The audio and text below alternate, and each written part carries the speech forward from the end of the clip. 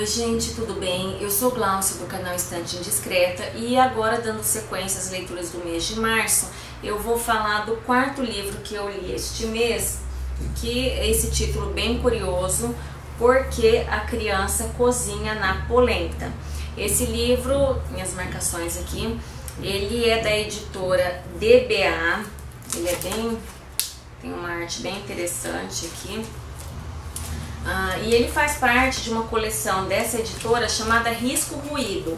Então tá valendo aqui atrás esse nome Risco, é porque é uma ideia dos editores correndo risco, publicando autores não muito conhecidos, né, novos ali no mercado editorial. E ruído porque, de uma certa maneira, são autores que acabaram causando algum impacto no meio literário, né? Por algum motivo causaram algum barulho ali, né? Então, Risco Ruído.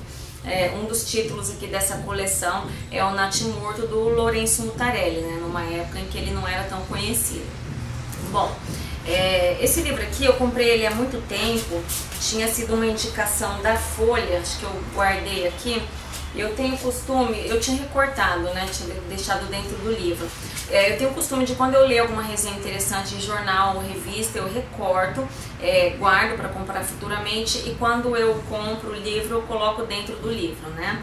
Bom, esse livro aqui, a autora, tem a foto dela aqui, o nome dela é Aglaia Veterani. Ela nasceu em Bucareste, na Romênia, em 1962.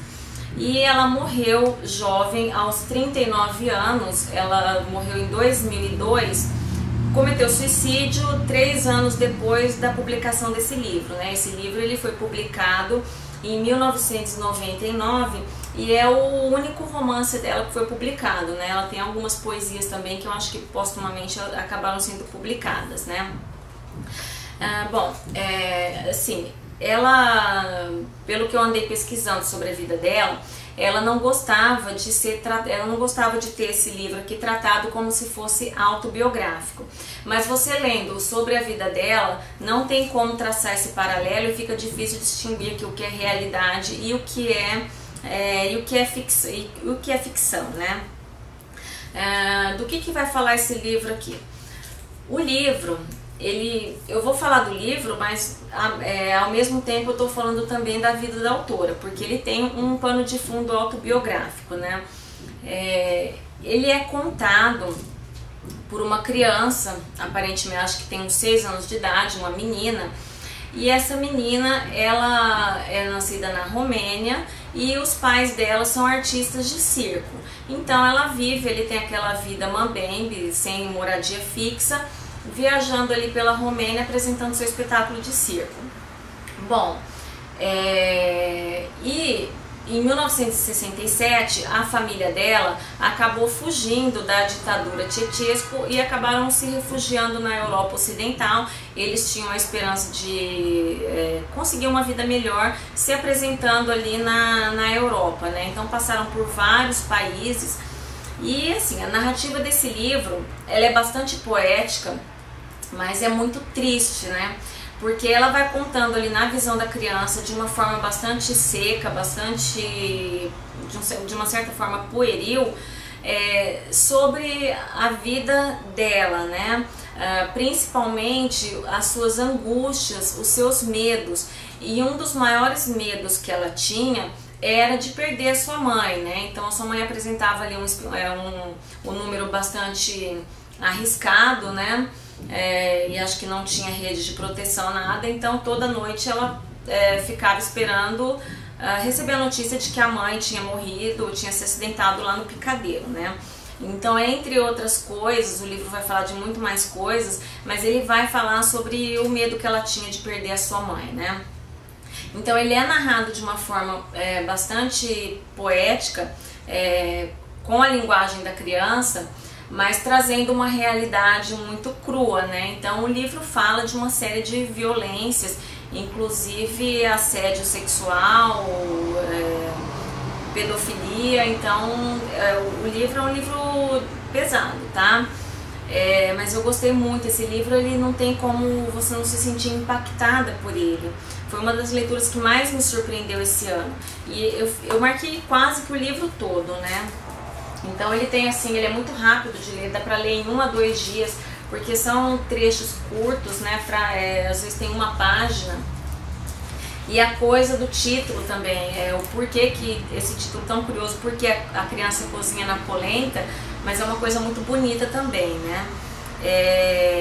E uma coisa que me impressionou muito, na página 63, ela traz uma espécie de poema, e nesse poema a gente percebe que já tinha essa ideia do suicídio, já estava presente na cabeça dela, né? Eu marquei muito o livro, selecionei muitos trechos, então eu vou ler alguma coisa aqui que eu selecionei, porque é difícil de tanta coisa que eu marquei. Eu vou deixar linkado aqui o link para o Scooby, e que vai ter as marcações que eu fiz, né, os trechos, o histórico de leitura, para sentir um pouco o estilo narrativo.